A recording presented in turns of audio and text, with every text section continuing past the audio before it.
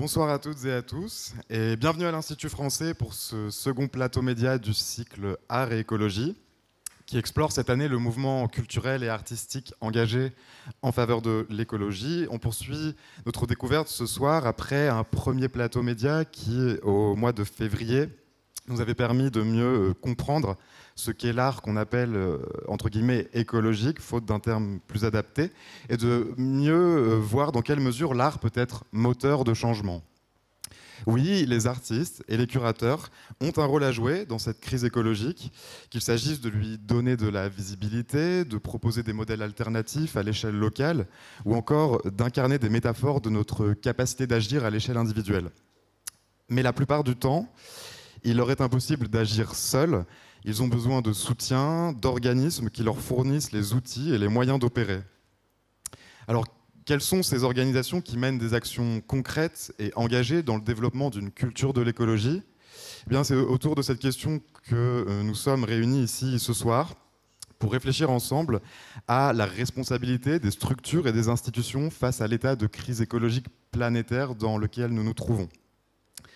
Avec moi, 4 professionnels engagés, avec d'une part Kika Kiriakaku, qui est responsable de la collection de PCAI, Polyeco Contemporary Art Initiative, Marie Thérieux, qui nous vient du nord-est de la France et qui est directrice de la fondation François Schneider, Olga Hatzivaki, cofondatrice de la structure d'art contemporain Locus Athens, et Fotini Setaki, architecte et designer et cofondatrice du studio artistique The New Row. Bonsoir à toutes les 4, bienvenue et merci d'être parmi nous. On va commencer tout de suite, mais avant je signale que, comme d'habitude, il s'agit d'une discussion ouverte et que vous êtes tous invités à réagir et à interpeller nos invités. On attend donc vos questions pour en débattre ensemble, que vous soyez parmi nous ce soir ou que vous nous suiviez sur Facebook, grâce au hashtag IFG Live. Alors je vais d'abord donner la parole à chacune d'entre vous, brièvement, simplement pour que vous nous expliquiez un peu ce que vous faites et pour illustrer aussi un peu cette culture de l'écologie.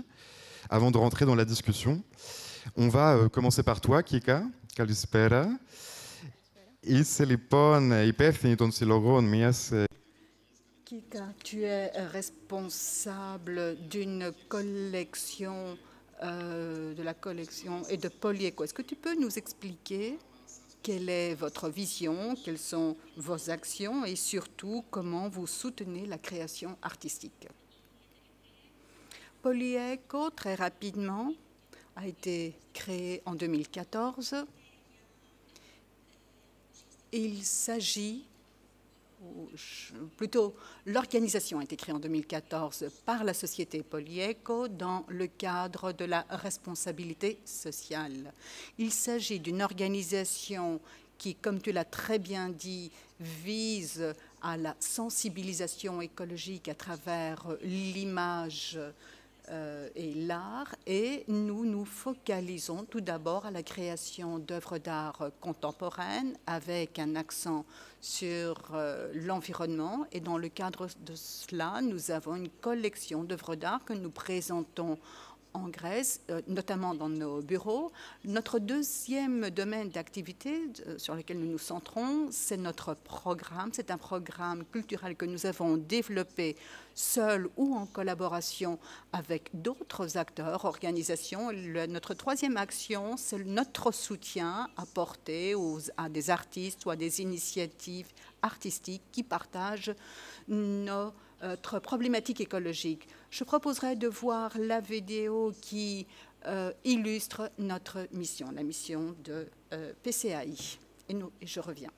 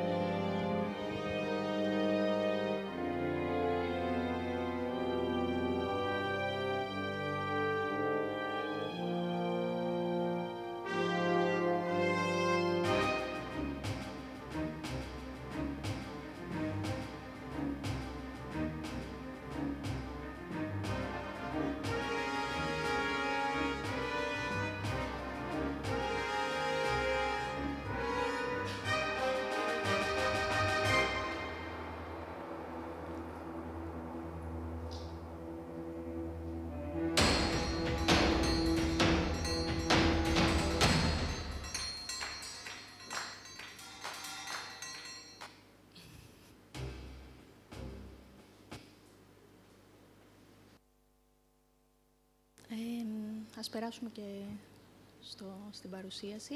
Voyons la présentation. J'aimerais vous montrer certains de nos projets qui ont été développés récemment.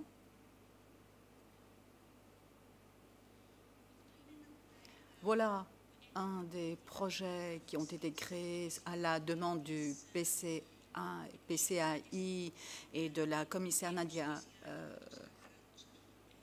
Dolopoulou, qui sont les paradoxes. C'est une œuvre qui est très souvent présentée dans nos locaux du PCAI, mais pour vous donner une image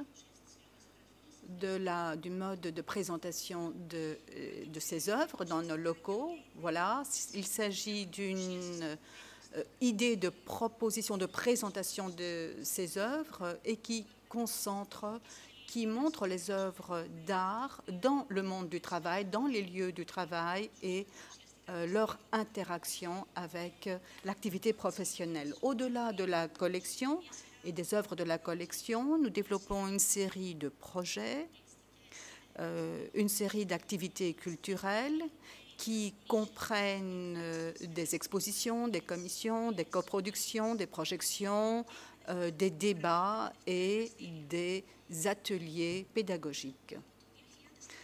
À partir de 2017, nous avons développé une plateforme qui a été présentée dans diverses écoles en Grèce et à l'étranger. En Grèce, elle a déjà accueilli, elle a été financée par la Fondation Stavros Niarchos. Il s'agit d'une plateforme qui se concentre sur la sensibilisation écologique dès le plus jeune âge et qui aide les enfants à apprendre les différentes étapes du dessin animé. Nous aurons également la possibilité de voir une petite vidéo qui va vous montrer très rapidement le travail que nous effectuons dans le cadre de nos ateliers. Pour ce qui est du troisième domaine d'activité du PCAI, c'est le soutien que notre organisation apporte. C'est un soutien économique, mais également matériel à des artistes ou à des initiatives artistiques avec qui nous partageons la même vision écologique ou sociale. Pour ce qui est des activités les plus récentes du PCAI, notamment pour la période 2019-2020, nous avons déjà effectué le programme, dessiné le programme de résidence d'artistes à Athènes. C'est un programme que nous avons annoncé, nous avons fait un appel ouvert et nous tentons à travers ce programme de poursuivre le dialogue sur des thèmes environnementaux à travers l'art contemporain. Dans le jury participent les directeurs artistiques de des galeries Seven Time et du Contemporary Art de Berlin. Cet appel va durer jusqu'au 15 juillet et nous attendons les différentes demandes d'artistes ou d'artistes vidéo art pour ceux qui souhaitent participer. Voyons très rapidement un extrait d'une vidéo que nous avons créée avec des élèves de l'école primaire de Oman. ركض نحو الكائنات الصغيرة والسلحفاة الصغيرة وأخذ يجمعها لكي يحافظ عليها. من ناحية يدكم اليسرى ترون صحراء المحيط. فلتحكم عملية البلاستيك جميعا محيطا.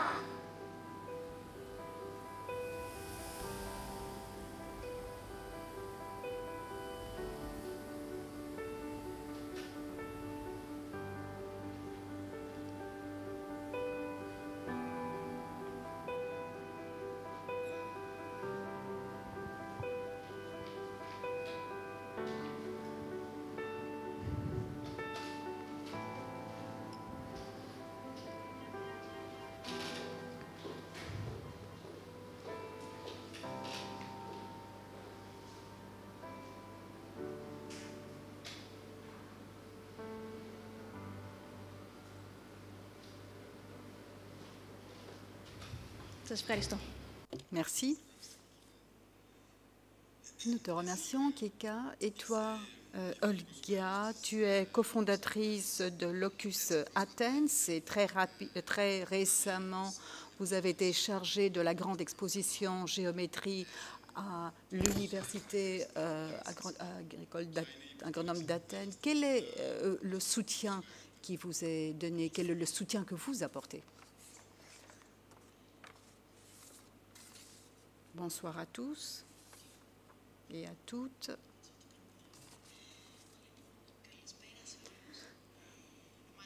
Je m'appelle Khadzizaki Olga et je représente, comme tu l'as bien dit, je représente Locus Athens, créé en 2004 et qui est une des premières associations à but non lucratif d'art contemporain à Athènes.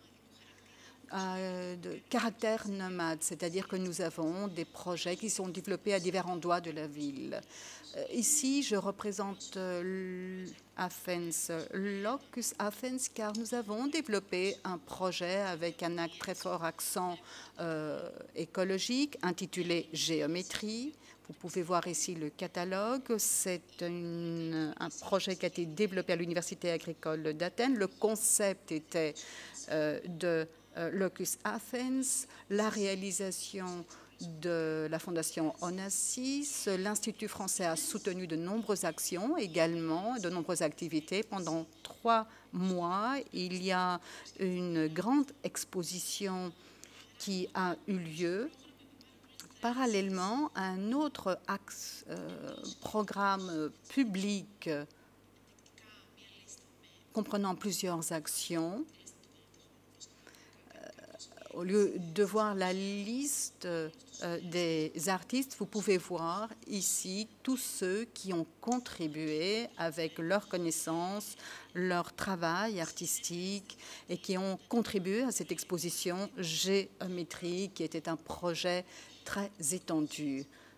Écologique, un projet écologique. Nous avons eu également la réalisation de nouveaux projets. Vous voyez ici l'œuvre de Athina Ioannou, qui a été installé au bâtiment central de l'université. C'est une installation permanente qui appartient à l'université, tout comme la signalisation que vous pouvez voir ici, qui a été créée dans le cadre du projet et qui est restée sur place. L'idée principale était que l'Université agricole d'Athènes est un endroit public vert avec une source de verdure et nous avons proposé ce projet à la Fondation Onassis car à travers les possibilités offertes à l'Université agricole d'Athènes par cette fondation, le grand public aurait pu être mieux informé sur les activités sur l'Université agricole d'Athènes. Et ceci s'est confirmé, car nous avons eu un afflux de public et de personnes qui étaient intéressées. Vous pouvez voir ici les différentes installations à divers endroits de bâtiments. Nous avions installé à divers endroits des projets et nous avons un autre projet qui, si cette pyramide c'était la Food Designer,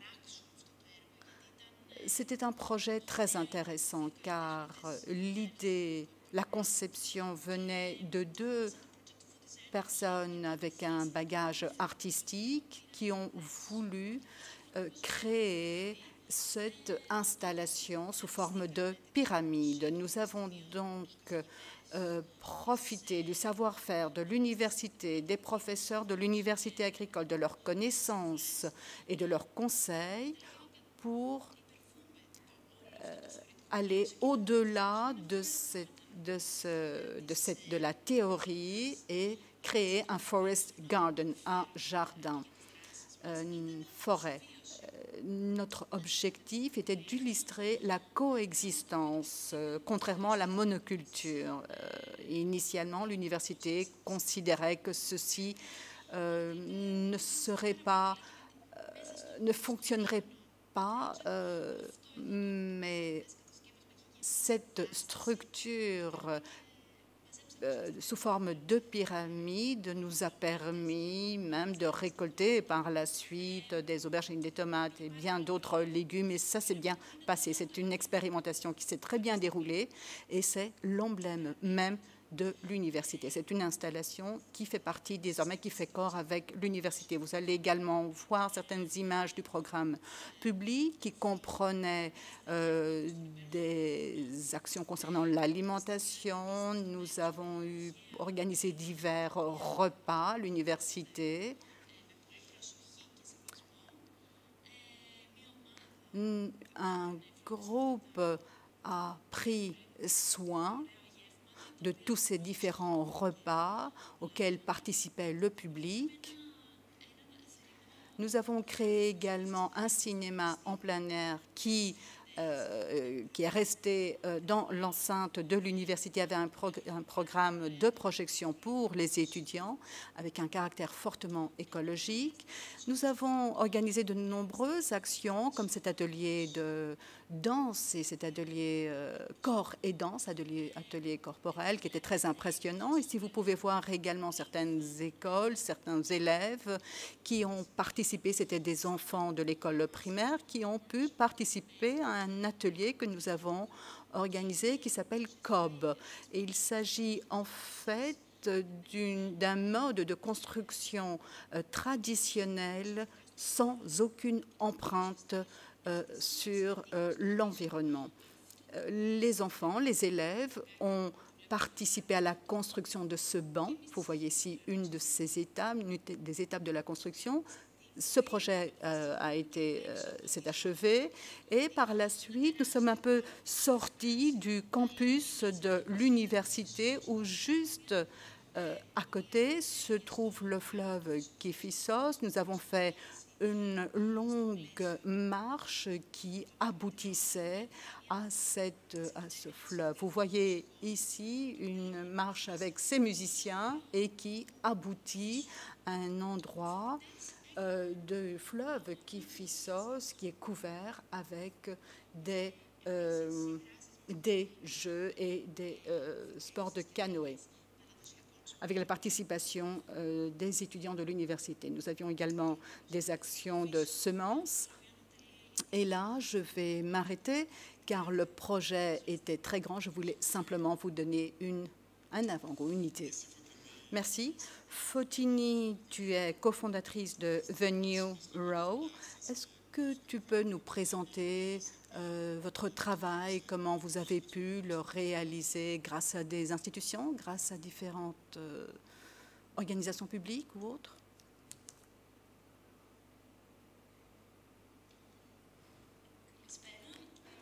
Bonjour, je m'appelle Fotini Setaki, je suis cofondatrice du design studio The New Row. Et avec Panos Sakas, nous avons créé le The New Row à Rotterdam en 2015. Et depuis, nous travaillons sur le recyclage des déchets plastiques en utilisant la technologie robotique impression 3D. Nous recherchons l'implication des utilisateurs dans ce processus. À travers notre travail, les dernières années, nous avons été primés, nous avons obtenu plusieurs prix de design et d'innovation.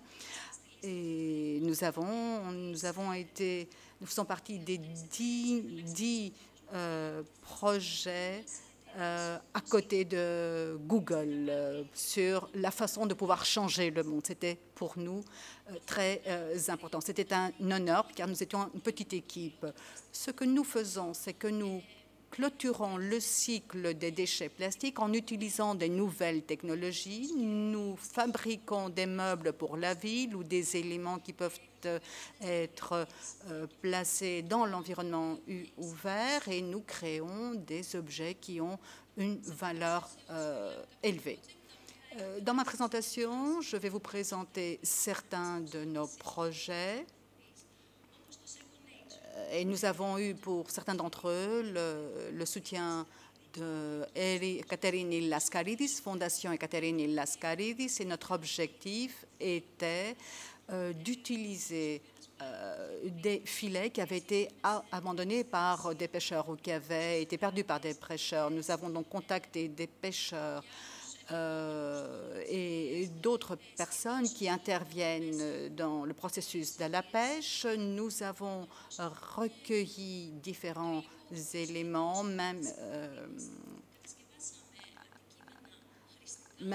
avec des plongeurs sous-marins. Nous avons fabriqué ce bol que vous pouvez voir et qui ont été fabriqués à partir des filets que nous avons recueillis avec une technologie 3D, impression 3D et une décoration qui est à la fois opérationnelle, fonctionnelle et qui permet à ce bol d'être utile.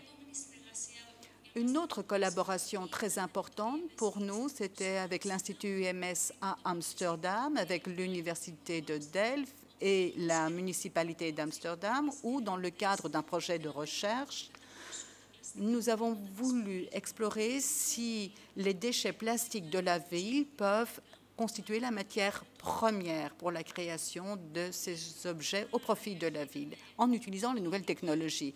Au début, c'était chaotique. Alors qu'on parle de plastique, en fait, il s'agit plus de 6 espèces de plastique. Et lorsqu'on fait référence à des déchets plastiques des ménages, ce sont des plastiques qui sont mêlés à d'autres matériaux. Il est très difficile d'avoir une matière première, une bonne matière première pour pouvoir l'exploiter par la suite.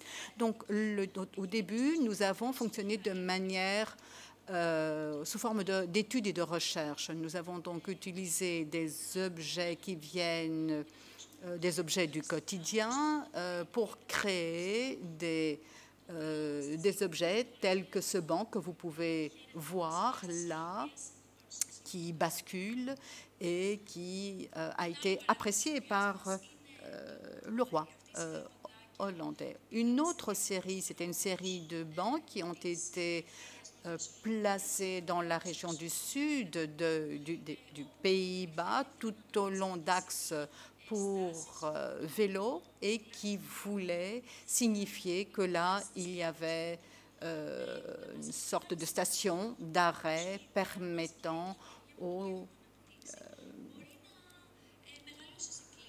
à tous ceux qui souhaitaient faire une pause pour profiter de la vue.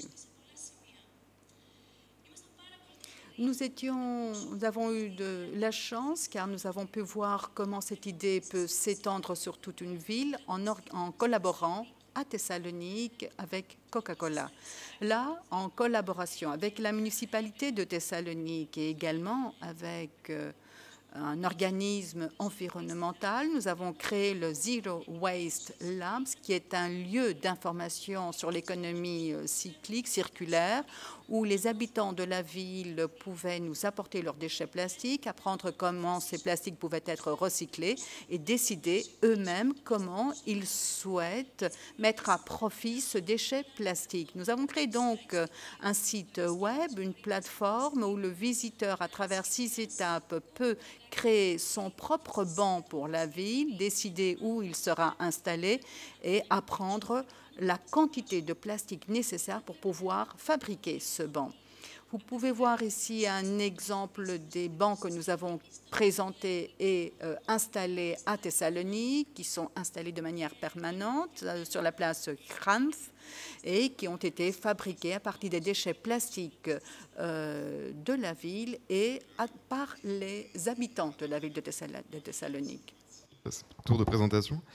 Vous êtes donc directrice de la Fondation François Schneider, une initiative privée qui existe depuis près de 20 ans et qui soutient notamment des artistes émergents qui travaillent sur le thème de l'eau.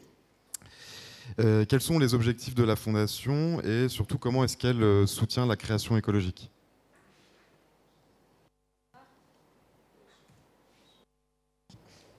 Bonsoir. Oui, la Fondation François Schneider a été créée en 2000 avec une démarche philanthropique par un homme qui avait bien réussi dans sa vie, un industriel. Nous avons 2 grandes missions. Une mission qui est l'éducation, qui n'a pas grand-chose à voir avec l'écologie. L'éducation des lycéens qui veulent continuer leurs études supérieures. Et la deuxième mission, qui est le soutien à la création contemporaine avec un concours Talent contemporain qui existe depuis 9 ans maintenant et qui a une spécificité qui est de proposer des œuvres sur le thème de l'eau. Ces œuvres, nous les présentons dans le Centre d'art contemporain de la Fondation, qui se trouve en Alsace, dans l'est de la France. Et la particularité de ce lieu, c'est que tout ce que nous programmons, en plus des expositions consacrées au concours, sont des expositions ou des activités liées au thème de l'eau.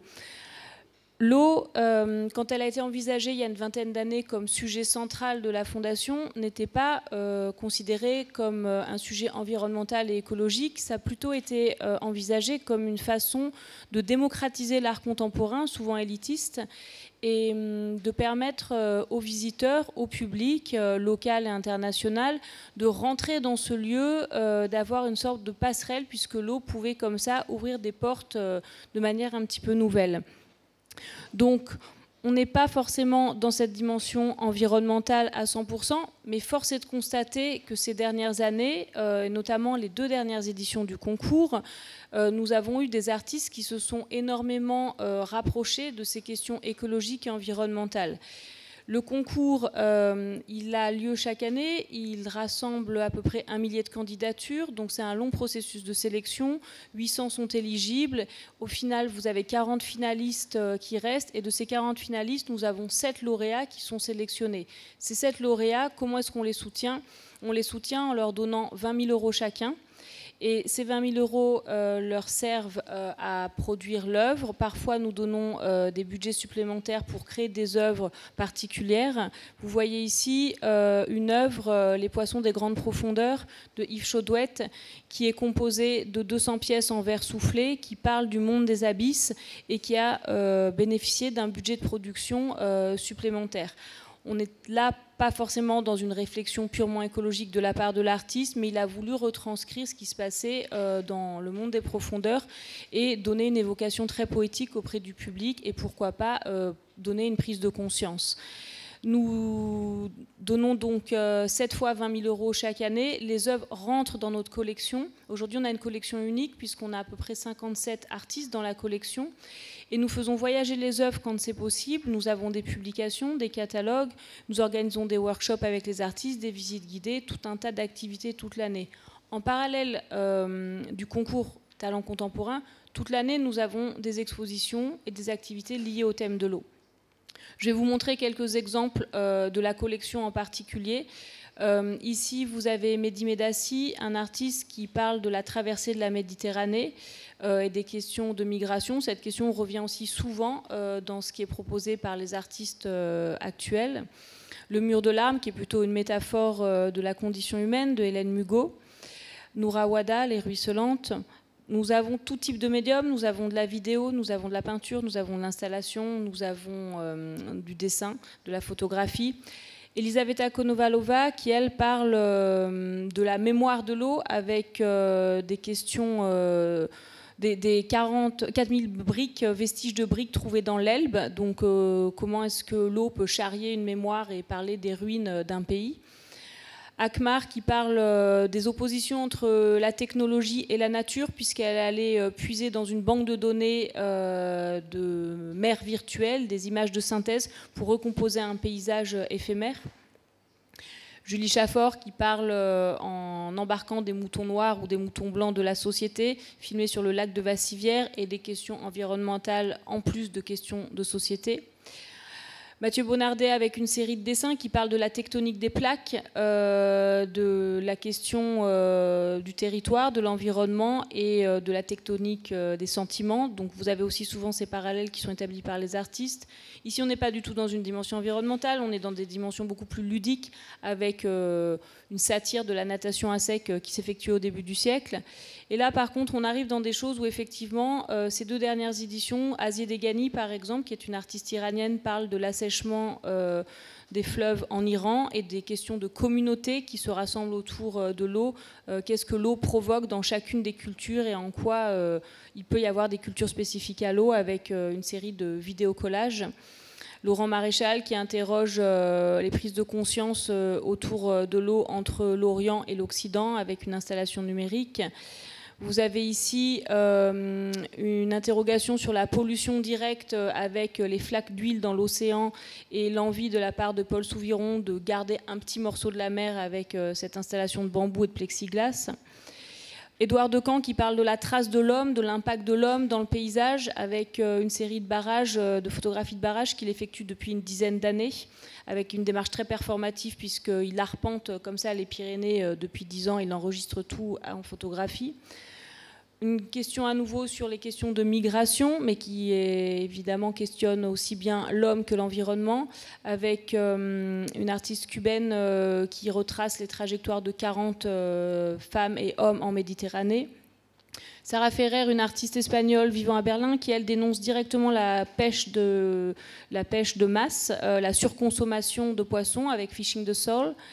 Vous avez Claire Malrieux qui crée des dessins génératifs avec tout un programme d'algorithmes qu'elle récupère mis au point avec des programmeurs et des informaticiens. Elle récupère toutes les données pluviométriques du monde et vous avez en live un dessin généré. Camille Michel qui va, elle, questionner les transformations du Groenland et donc les oppositions entre la modernité et la tradition, le changement climatique. Ou encore Benjamin Rossi qui fait l'inventaire des traces de l'eau sur des territoires sur lesquels il y avait de l'eau il y a 30 millions d'années et dans lesquels aujourd'hui l'eau a disparu.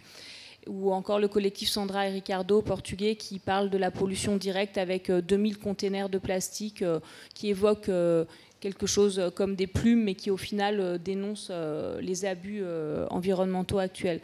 Donc voilà, on a des choses très variées. Le thème de l'eau est très large. On travaille beaucoup à la fois de manière locale avec des enfants, avec des écoles, avec des assistantes maternelles que l'on forme, que l'on sensibilise pour venir voir nos expositions. On travaille avec des hôpitaux psychiatriques, avec des prisons. Donc on travaille à la fois sur le micro et le macro. L'eau est au fil de tout ce que nous construisons, que ce soit des concerts comme la truite de Schubert, des conférences avec des climatologues, de la danse avec des jets d'eau. C'est un sujet inépuisable qui, à l'heure de l'Anthropocène, est évidemment largement interrogé par les artistes. C'est très intéressant parce que vous représentez tout un type d'acteurs différents entre l'organisme d'entreprise à but non lucratif, la fondation d'art contemporain, la structure curatoriale et le collectif d'artistes. Et donc vous avez toute une approche complémentaire sur la question des soutiens à la création. En tout cas, il est clair que sans soutien financier ou matériel d'ailleurs, il n'y a pas ou très peu d'œuvres et de projets qui voient le jour.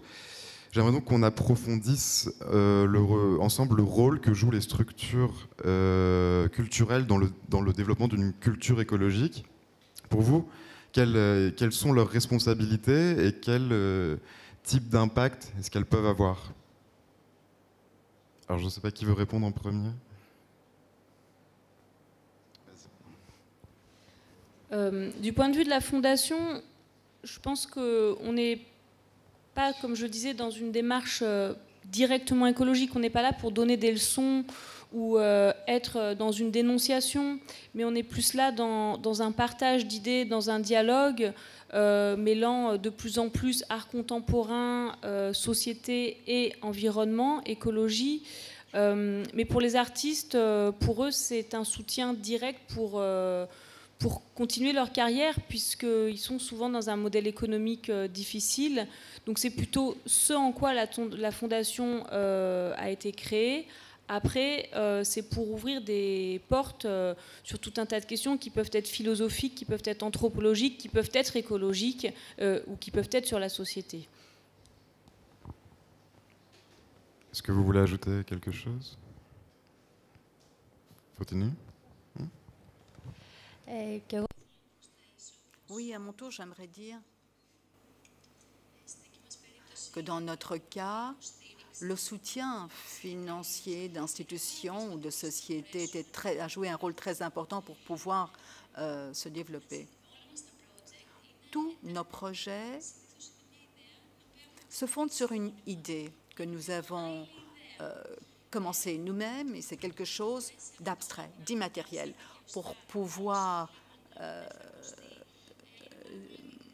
matérialiser cela, lui donner une plus grande échelle, il est très important d'avoir des personnes qui vont apporter leur appui. Notamment, au début, ceci est très important. Dans notre KICA, le soutien au début nous est venu d'institutions hollandaises. Nous avons commencé par un atelier de design à Syros qui avait été entièrement financé par le ministère de la Culture des Pays-Bas. Et en ayant le premier projet, nous avons petit à petit pu convaincre d'autres institutions à nous soutenir pour développer notre idée. Je considère donc qu'il est très important d'avoir une structure, d'avoir des institutions qui soutiennent ces initiatives. Je pense qu'en Grèce, il y a de nombreuses initiatives de ce genre. Il y a de nombreux créateurs qui ont besoin de ce soutien pour matérialiser leur idée, la réaliser. Je vais essayer de faire un petit résumé. Au-delà des géométries, du projet géométrique que j'ai présenté, il y a des institutions privées qui soutiennent des programmes pédagogiques qui sont liés à l'environnement ou qui assignent de nouveaux projets sous différentes formes. Et il y a des institutions non privés. Ce sont des acteurs, des institutions qui sont liés, certains d'entre eux qui sont liés au marché et d'autres qui ont la forme plutôt, le statut d'une fondation. Une autre distinction, ce sont les organisations qui travaillent uniquement sur l'environnement et d'autres qui, dans leur stratégie, ces dernières années, ont intégré comme axe fondamental l'environnement. Je considère donc que le paysage concernant le soutien qui nous est apporté est très fluide, très abstrait, car je vois de plus en plus d'institutions, d'acteurs prendre conscience qu'ils doivent un peu clarifier leur profil pour qu'il ait une dimension plus environnementaliste avec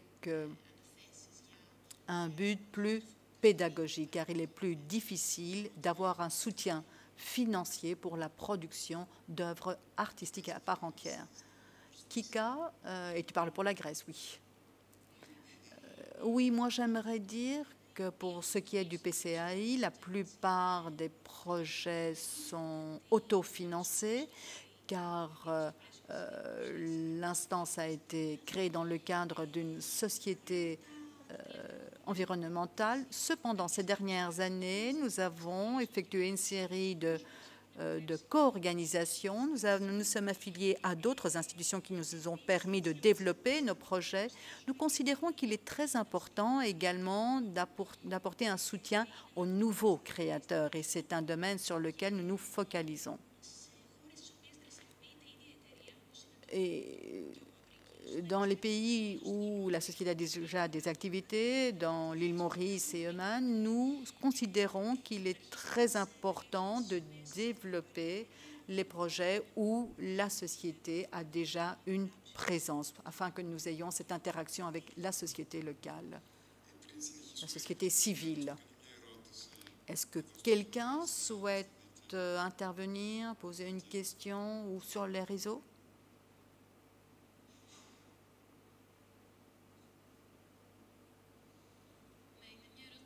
C'est une question de Twitter plutôt générale. À votre avis, quel est l'avantage de l'art dans la sensibilisation écologique? Et, par exemple, pour ce qui est des projets pédagogiques ou d'intervention sur l'environnement.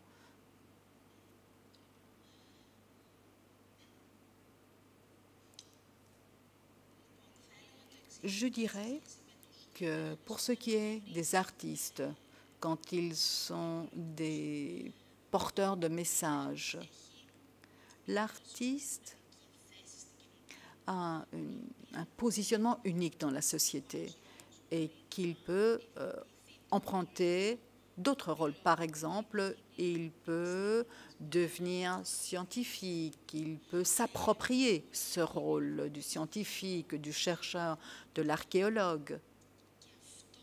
Et ce, dans un cadre qui permet de prendre conscience que certaines choses ne sont pas possibles à travers la science classique ou l'archéologique. Et je parle des domaines qu'il s'approprie. Donc le champ de l'art, c'est un domaine unique où l'on peut faire une pause lorsqu'on est dans une exposition et où il se passe se créent plusieurs réflexions. C'est un moment unique pour passer des messages que l'artiste ne peut maîtriser. Mais je pense que c'est la force de l'œuvre. Elle devient autonome par rapport à l'artiste, elle s'intègre, elle fait partie de nos expériences et l'artiste peut lui donner une direction autre. Il en va de même de l'écologie. Vous pourrez intervenir également à la fin. Cette discussion. Et il me semble, en tout cas on vient d'en parler, que donc les structures ont, tu le disais, une grande capacité d'action et donc un grand pouvoir et donc un rôle fondamental à jouer. Et je me demande si cette responsabilité des structures, elle n'est pas encore plus grande dans un contexte où aujourd'hui l'écologie est très à la mode et où notamment dans le secteur commercial, beaucoup d'entreprises profitent d'une sensibilité environnementale croissante dans l'opinion publique pour développer des stratégies marketing visant à verdir leur image, alors en investissant davantage dans la publicité que dans de vraies actions en faveur de la soutenabilité. Et c'est ce qu'on appelle communément le greenwashing. Est-ce que d'après vous, c'est aussi un risque qu'on retrouve dans le secteur culturel et artistique ? En fait, quels sont, à votre avis, les risques d'instrumentalisation de votre domaine de compétences, à savoir l'art et la culture écologique ? Kika, Marie, quel est votre point de vue en tant que représentante de fondations privées ? Est-ce que vous avez déjà rencontré ce genre de pratique ?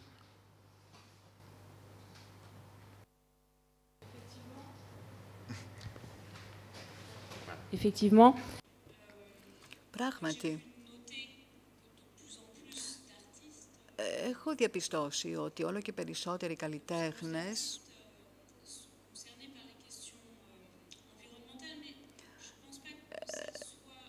ασχολούνται με τα περιβαλλοντικά ζητήματα, αλλά δεν νομίζω ότι είναι θέμα καιροσκοπισμού. Οι καλλιτέχνες απεικονίζουν τι συμβαίνει στην κοινωνία, όπως καλλιτέχνες που ζουν σε μια δικτατορία, όπου υπάρχει μια πολιτιστική καταπίεση.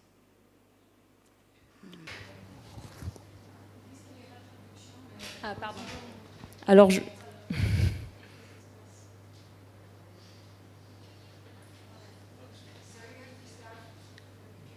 I will, or I can speak English, if you prefer. Est-ce que ça marche maintenant? Vous m'entendez? Oui. Oui, pardon. Je pense que la question du greenwashing que Marc, tu évoques, bien évidemment, elle existe, mais auprès des artistes, en tout cas, dont nous, on reçoit toutes les applications chaque année, je ne pense pas que ça soit une question d'opportunisme. Je pense que c'est aussi le reflet de la société et des préoccupations du moment des artistes, puisqu'évidemment, les artistes reflètent la société. Quand vous êtes dans une société avec une dictature, par exemple, les artistes vont s'exprimer de manière politiques, vont parler de problèmes de censure, vont parler de problèmes de corps, de problèmes de liberté d'expression. Quand dans certains pays, des questions environnementales prennent le dessus, les artistes sont là aussi pour les traduire.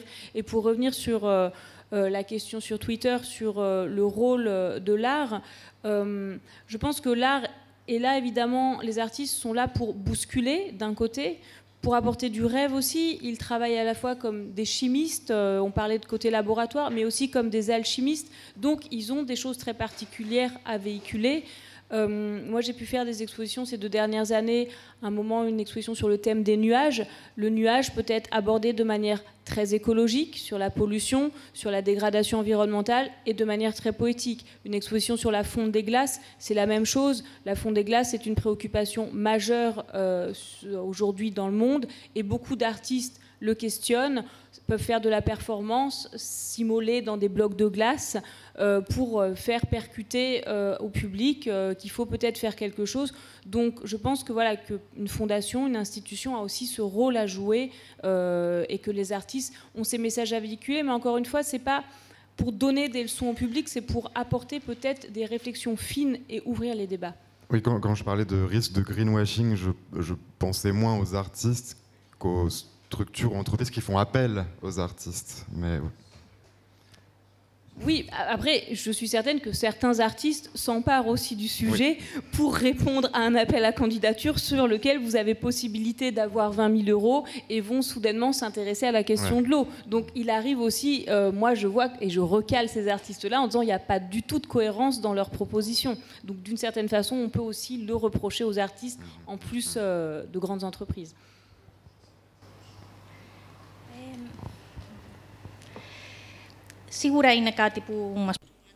C'est quelque chose qui nous préoccupe, bien sûr, la question du greenwashing. En tant que société qui travaille sur l'environnement, mais nous considérons que nos projets, le programme que nous avons développé, repose sur l'environnement au début, mais petit à petit, il traite d'autres questions sociales, politiques. C'est notre objectif d'ailleurs. C'est une question très sensible et qui nous préoccupe, bien sûr. Voilà. Olga.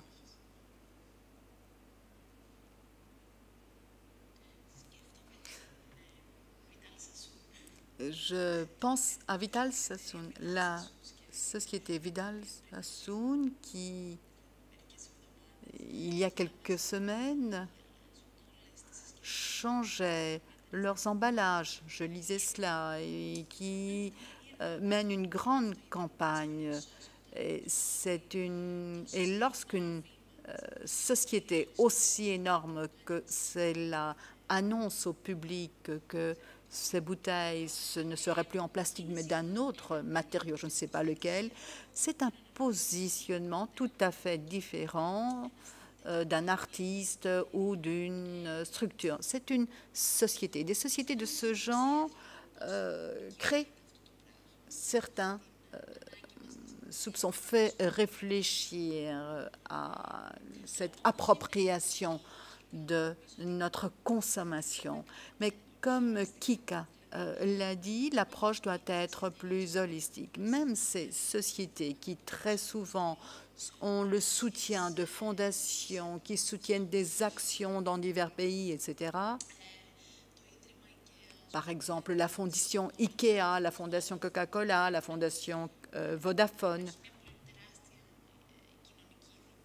C'est une éthique sociale qui est créée dans le domaine de l'écologie, des droits de manière très ciblée.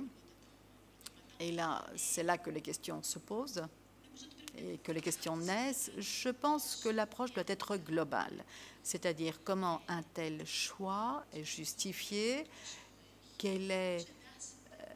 comment est-ce que cette approche s'intègre. Si c'est quelque chose d'isolé, c'est quelque chose qui crée certaines questions.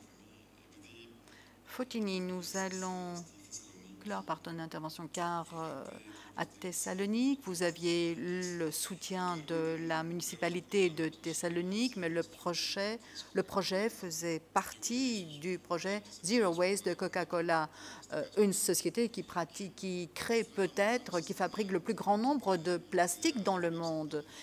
Était-il facile de travailler pour ce programme ou bien y avait-il une crainte au début de votre part? Oui, notre objectif était d'avoir une approche positive. car lorsque des institutions, des sociétés contribuent au problème, parlent de cela publiquement et entreprennent des actions, nous considérons que c'est très important. Nous avons commencé cette idée au début avec la municipalité d'Amsterdam, avec des universités. Nous avons réussi de dire que nous pouvons imprimer à partir de déchets plastiques de la ville et créer des meubles. Et nous voulons voir comment nous pouvons étendre ce projet.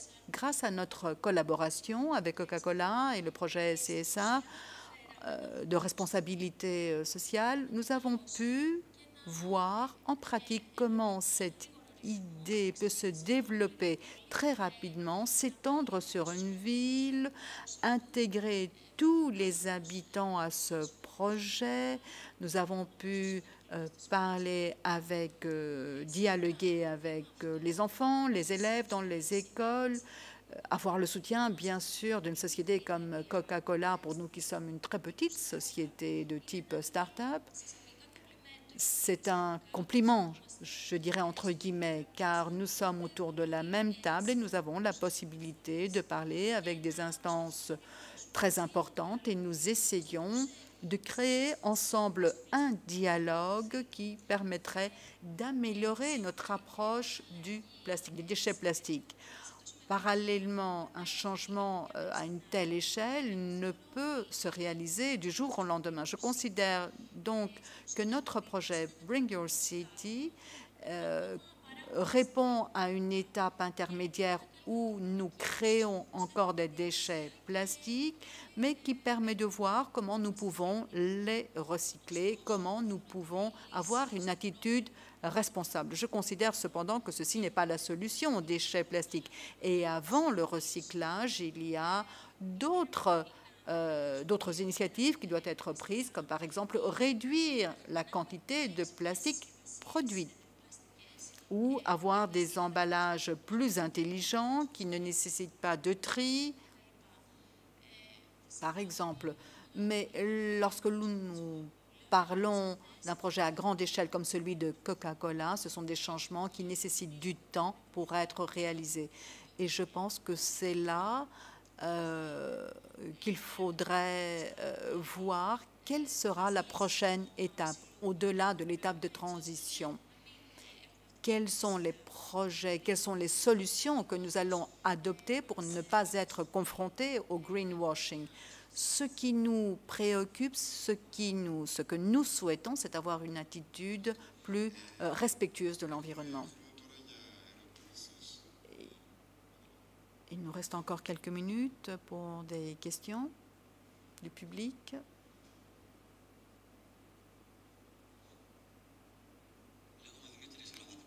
Je m'appelle Dimitris Grammatikoyan. J'ai déjà collaboré avec certaines personnes ici. J'ai un site Ethical Load. Je travaille sur le développement en faveur de l'environnement. Je vois qu'il y a des initiatives qui sont très positives au début, mais par la suite, le plastique que nous recyclons, même dans le domaine des vêtements, crée des microfibres. Il y a une semaine, la BBC a dit officiellement que toutes les semaines, nous mangeons une télécarte. Je suis en faveur de l'art, je suis en faveur du débat démocratique, mais je pense que nous perdons le jeu si nous ne devenons pas sincères. Et je pense qu'il faudrait mettre un peu de côté notre survie économique et voir quelle est la trace que nous laissons sur l'environnement, y compris ces bancs qui sont exceptionnels et que je fais pour lesquels je vous félicite. À chaque fois, nous laissons, n'oublions pas, des microfibres. J'aimerais avoir votre avis là-dessus.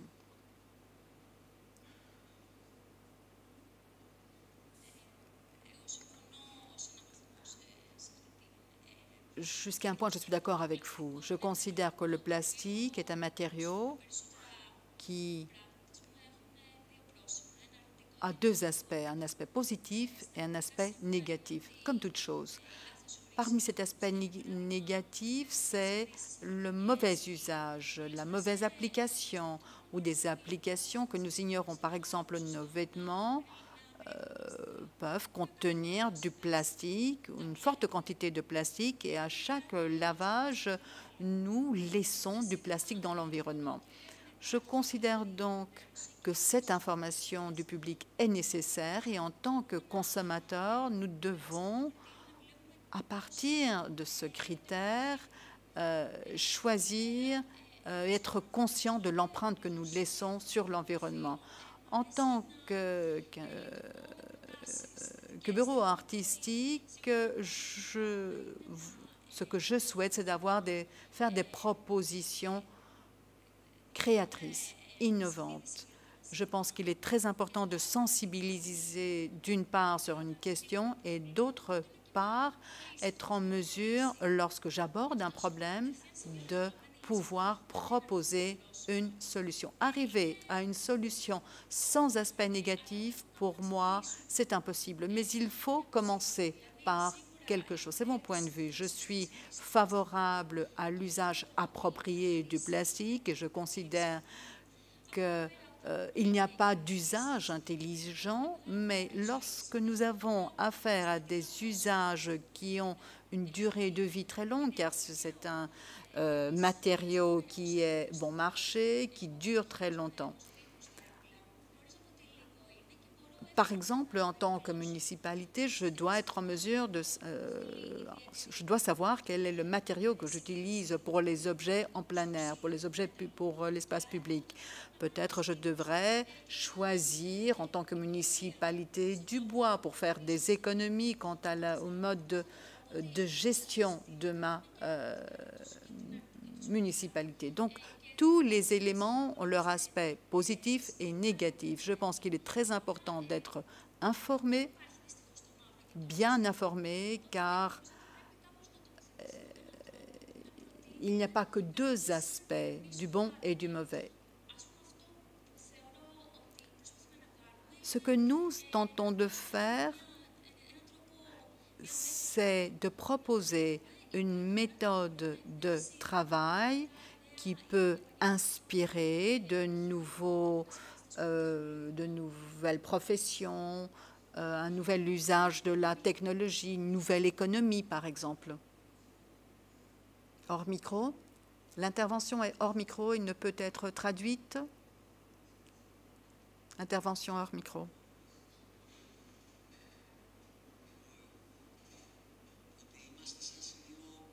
Nous sommes à un point où nous n'avons plus le choix, me semble-t-il. Taxe, par exemple, l'artiste qui a à la Tate Gallery une exposition de ses œuvres qui disait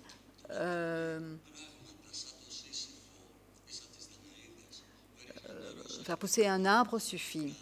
Dire que nous allons fonctionner comme les Danaïdes, je ne sais pas si ceci peut être d'un soutien. Je comprends le besoin de création, notamment des jeunes. Nous avons tous fait des compromis, bien sûr. Mais lorsque nous sommes arrivés à un point de non-retour, je pense que le débat doit changer. Et c'est un débat qui devrait se faire uniquement à un niveau collectif. Tous ceux, par exemple, qui interviennent dans ce jeu doivent discuter, réfléchir et voir quelle est la direction à prendre sur le plan collectif et ouvrir le débat.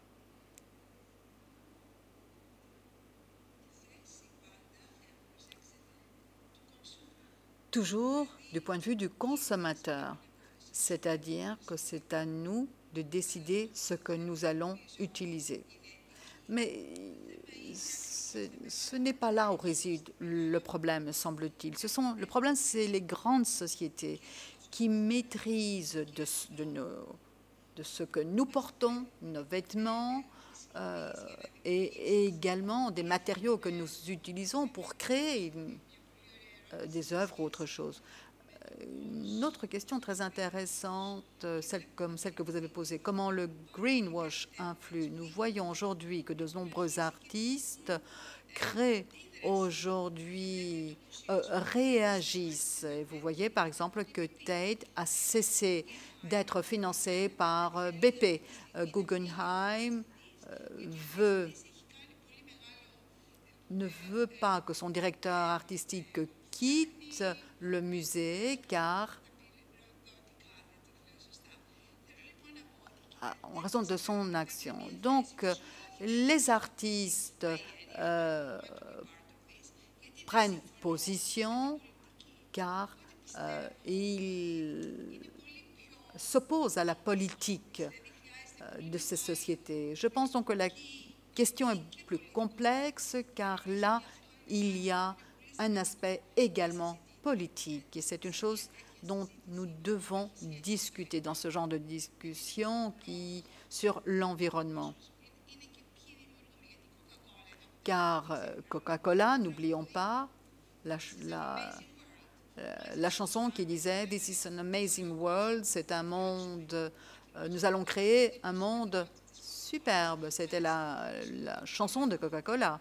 Mais en même temps, Coca-Cola crée des conditions inimaginables là où elle fabriquait ses emballages. Il faut voir donc comment nous pouvons trouver les fonds pour soutenir ces actions. Et les artistes commencent à prendre position face à cette problématique. Le monde de l'art a une attitude de plus en plus politique. Mais pour relier ce que vous venez de dire avec ce que l'intervenant précédent a dit, je pense que la plupart des gens ne savent pas quel est l'impact du shampoing de Johnson & Johnson, par exemple. Tout ceci est très nouveau. Il a fallu des investissements énormes pour comprendre quel est l'impact sur notre peau, sur notre santé, quel est l'impact des déodorants. Par exemple, si vous allez dans des régions à la campagne, vous allez voir que les habitants ne savent pas ce qu'est le recyclage. Donc, nous avons un long parcours à faire, et je parle des consommateurs, pour qu'ils soient sensibilisés. Ceux, par exemple, qui ne mangent que des aliments organiques et qui utilisent un emballage utilisé pour un seul usage, là aussi, c'est un problème. Le travail, donc, de l'artiste ou des designers, c'est à une autre échelle, bien sûr, c'est de promouvoir la prise de conscience. Mais le changement ne doit pas venir uniquement des sociétés, mais également au niveau de l'Union européenne, des institutions. Les consommateurs ignorent quel est l'impact. Je dois dire que même ce dialogue est important. Mais si le premier pas n'est pas fait, le dialogue ne s'entame pas. Je pense que c'est très important, notamment en Grèce. Il est très important de manière positive de pouvoir établir un dialogue et voir comment un problème peut être résolu avec des solutions, à travers des solutions différentes. Donc je vous invite à poursuivre la discussion après donc, ce plateau média qu'on doit donc conclure maintenant. Kika, Marie, Olga et Fotini, merci à toutes les quatre d'avoir pris le temps en fait, de venir nous parler des projets que vous menez chacune sur vos territoires et d'avoir partagé vos opinions tout au long de cette conversation qui, en tout cas pour moi, était vraiment très intéressante. Merci également à tous d'être venus nombreux nous écouter et échanger avec nous.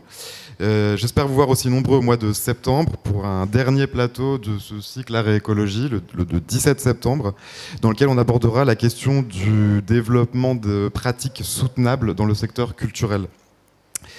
Merci à tous et à bientôt.